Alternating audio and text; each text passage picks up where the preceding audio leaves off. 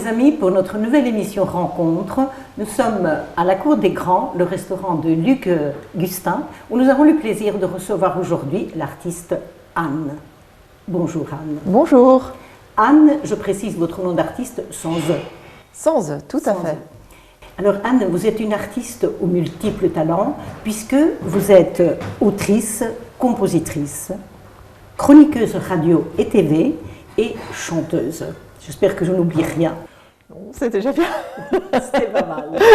Or, en lisant votre biographie, j'ai lu que la musique, c'est votre passion, ça fait partie de votre vie depuis toujours. Et je vois que depuis une dizaine d'années, vous avez mis de côté la musique. Oui. Pouvez nous dire pourquoi? Alors, mettre de côté, je dirais pas tant que ça finalement, parce que la musique n'a jamais tout à fait disparu de ma vie artistique. Elle était là dans le théâtre, puisqu'il y avait toujours des chansons qui étaient d'ailleurs composées aussi par Piotr Paluch, qui est mon comparse depuis toujours, avec qui j'ai déjà composé il y a une quinzaine d'années. Donc j'étais venue le rechercher dans le cadre du théâtre. Alors évidemment, c'est pas pareil, ça sert une dramaturgie, donc c'est pas du tout la même chose qu'un CD, avec les chansons qui peuvent vivre leur vie à part entière.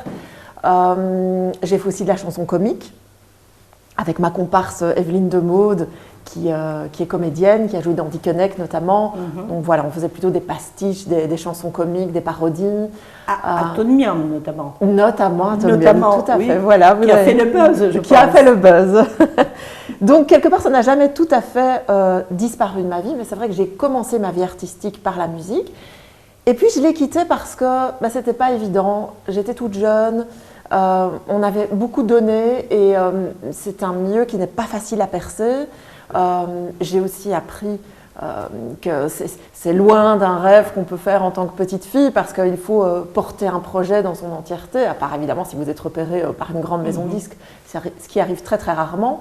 Et donc du coup je dirais que le fait de devoir booker les musiciens, de devoir faire notre promo, de devoir tout faire, pour la toute jeune fille que j'étais, j'ai trouvé ça un peu dur, un peu effrayant à cette époque-là et je me suis dit j'ai envie de bifurquer vers autre chose.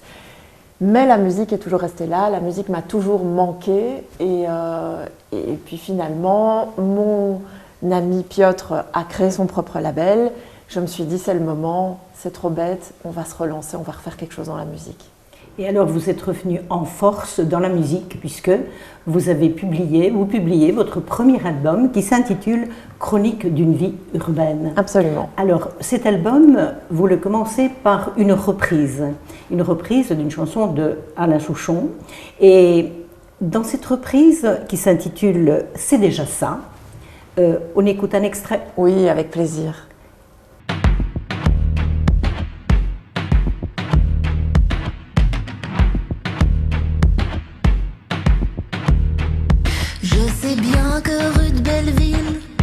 Rien n'est fait pour moi, mais je suis dans une belle ville, c'est déjà ça.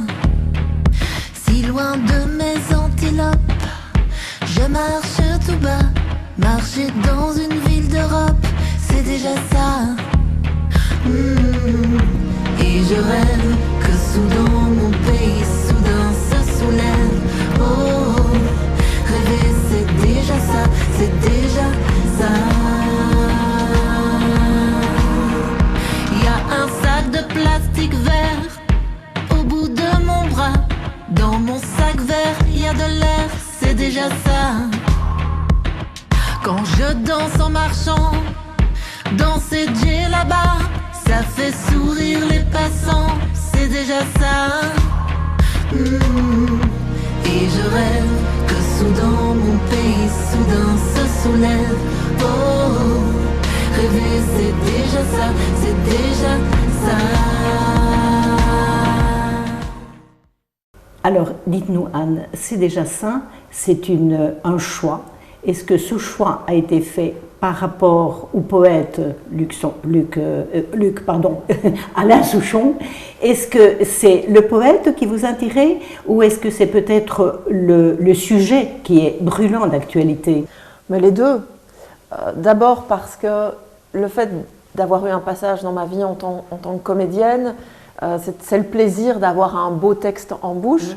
J'ai pas la plume d'Alain Souchon, Je me débrouille, mais j'ai vraiment pas sa plume et je trouve qu'il a une force terrible dans son écriture. Donc c'était déjà ce plaisir-là. Donc oui, bien sûr, c'est le poète dans un premier temps. Et puis ensuite, parce que c'est un sujet qui est malheureusement indémodable, aujourd'hui je pense que ça parle tout autant, plus que jamais même. D'ailleurs, je ne comprenais pas que cette chanson n'avait pas été reprise davantage. Il y avait une reprise de Trio à l'époque, mais sinon il n'y avait pas eu d'autres reprises. Et j'étais étonnée de ça parce que pour moi, cette chanson est intemporelle. Et donc oui, évidemment, c'est un sujet qui rencontre des valeurs que j'ai. Je vis à Bruxelles, c'est une ville terriblement cosmopolite. Moi, je trouve que justement toutes ces nationalités, ça fait vraiment la richesse de la ville. Et j'avais envie de mettre ça en évidence parce que cet homme qui était dans le clip d'Alain Souchon à l'époque, mais quelque part aujourd'hui on peut se dire que des années plus tard il a eu des enfants, ces enfants font partie des beaux visages qu'on croise dans la rue et qui apportent leur richesse, la richesse de leur identité, de leur nationalité, de leur pays d'origine et qui viennent enrichir quelque part la ville où on vit, le pays où on vit. Et justement, vous situez donc votre clip, on a l'impression que tout le texte se situe à Bruxelles, en fait. Absolument, oui. C'était voulu. Et encore plus particulièrement à Ixelles, qui est la commune où j'habite, parce que pour moi, c'est une commune, c'est un petit Bruxelles, c'est-à-dire que vous avez des atmosphères très différentes d'une rue à l'autre, vous avez des tas de nationalités. À Ixelles, il y a tous des petits quartiers comme ça. Il y a Matongué, qui est plutôt le quartier africain. Il y a un quartier turc, il y a la rue du Bailly, qui est un quartier, je veux dire, un petit peu plus bobo. Donc c'est très chouette, toutes ces ambiances qui se mélangent. Et j'avais envie de mettre ça en évidence. Et votre côté citadine, vous avez pu l'exprimer vraiment dans cette réadaptation. Tout à fait. Et c'est pas fini, ça continue. Je l'ai exprimé dans Les gens pressés, le deuxième single, et dans le troisième aussi. Alors, dites-moi un peu, la réadaptation de cette chanson, comment ça s'est passé? Vous avez dû avoir l'autorisation? Est-ce qu'Alain Souchon a entendu votre interprétation? Comment ça s'est passé? Alors évidemment, il faut demander l'autorisation, donc vous avez le droit de faire une reprise, mais s'il y a un clip dessus, donc automatiquement, forcément il y a des images sur la chanson, ça colore la chanson d'une certaine manière, donc évidemment il faut une autorisation. Et donc je l'ai demandé à Warner France et ça a mis un petit peu de temps parce que c'était aussi la période où il y avait toutes les grèves en France, donc c'était vraiment cata, il y avait beaucoup de gens qui n'arrivaient pas jusqu'au travail, tout était un peu perturbé. Et donc finalement j'ai eu l'autorisation, la maison de disques a transmis ça aux éditions Souchon, qui sont tenues par la femme, l'épouse de Monsieur Souchon. Donc j'imagine qu'il l'a entendu, donc j'imagine qu'il l'a validé puisque j'ai reçu l'accord. Mais c'est vrai que voilà, j'ai pas une nouvelle particulièrement. Mais bon, il y a une autre chanteuse bruxelloise qui avait fait une reprise d'Alain Souchon. Et pareil, elle a eu le même trajet que moi, elle a eu l'accord, mais elle n'a pas eu de retour d'Alain non plus.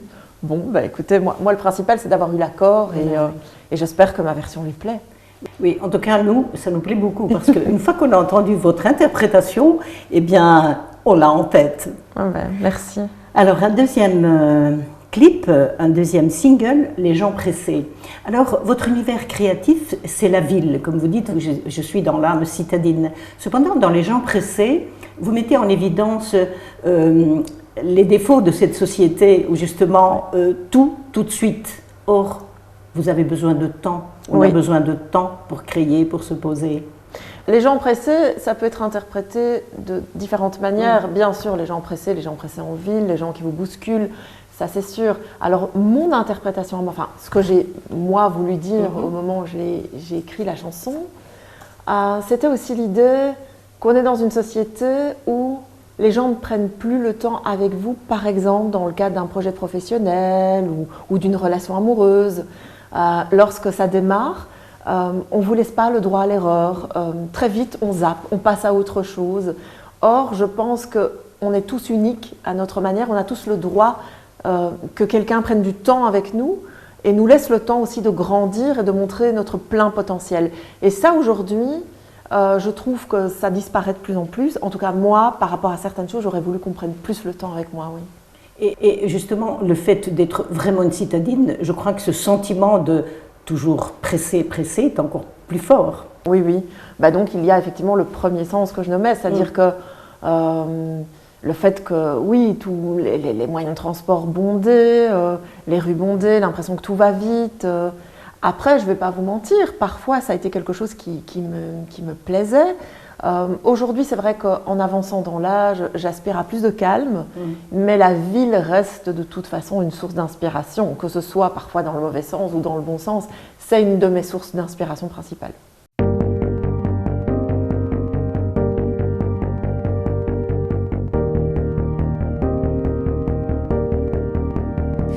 J'ai toujours admiré la force des gens pressés. Ils courent, qu'il pleuve, qu'il vente, une confiance insolente. Mais moi j'ai besoin de temps, juste un regard bienveillant.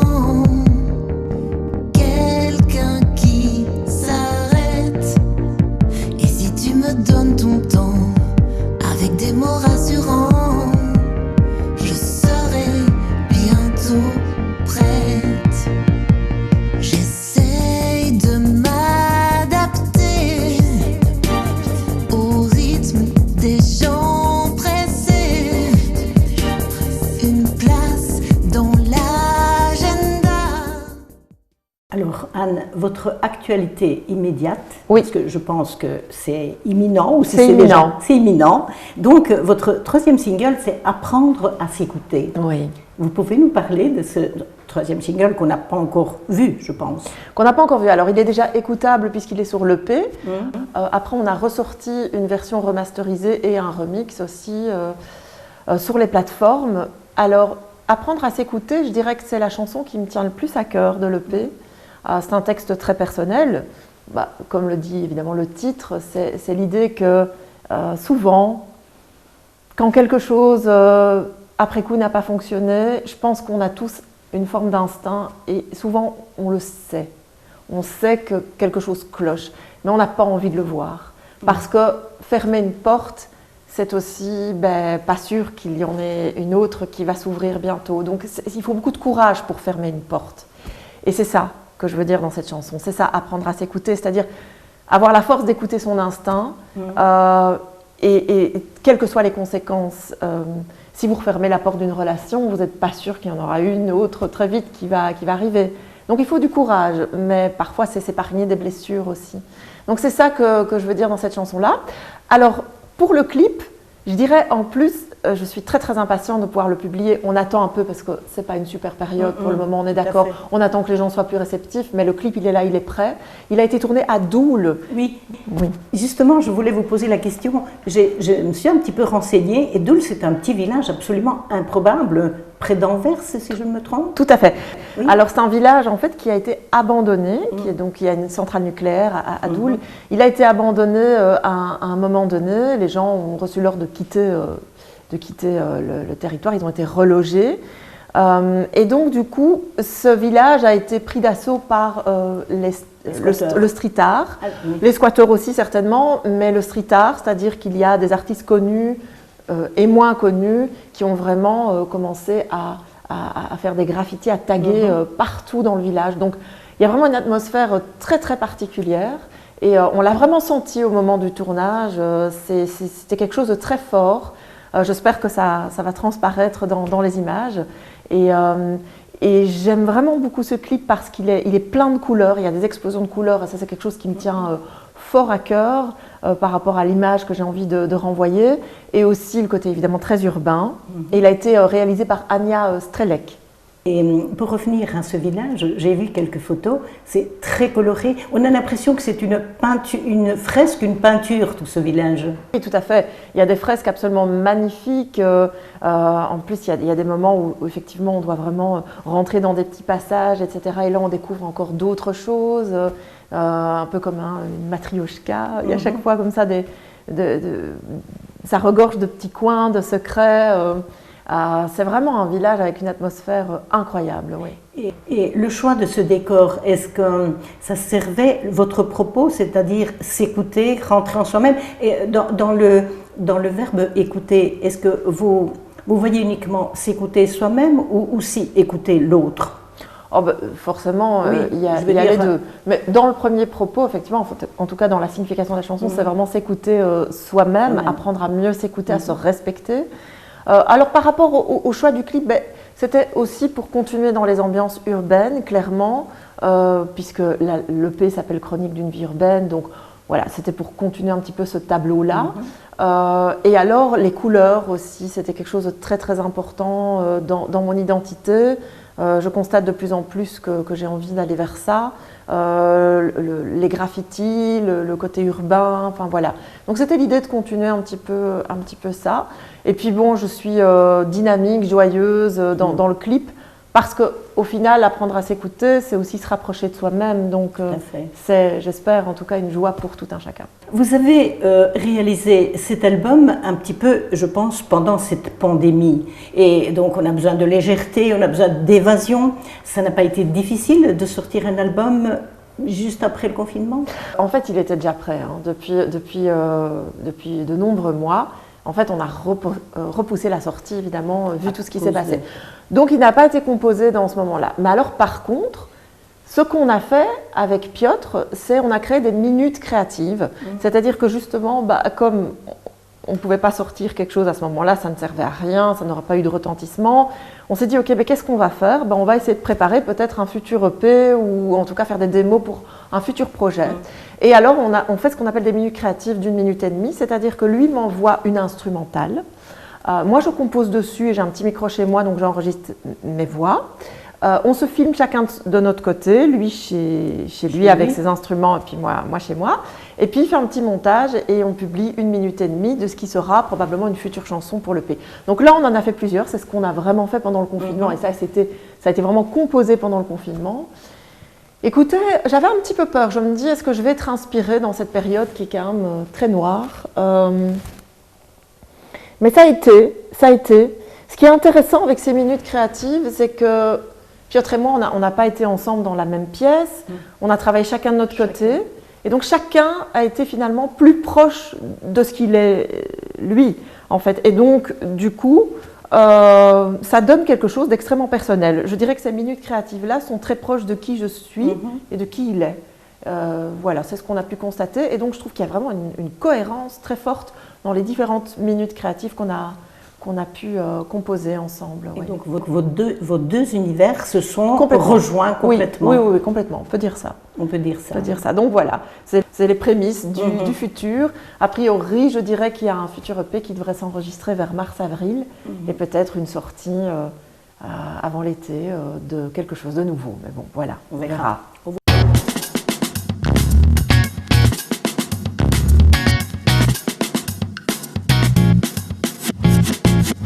Mes choix, toujours les mêmes.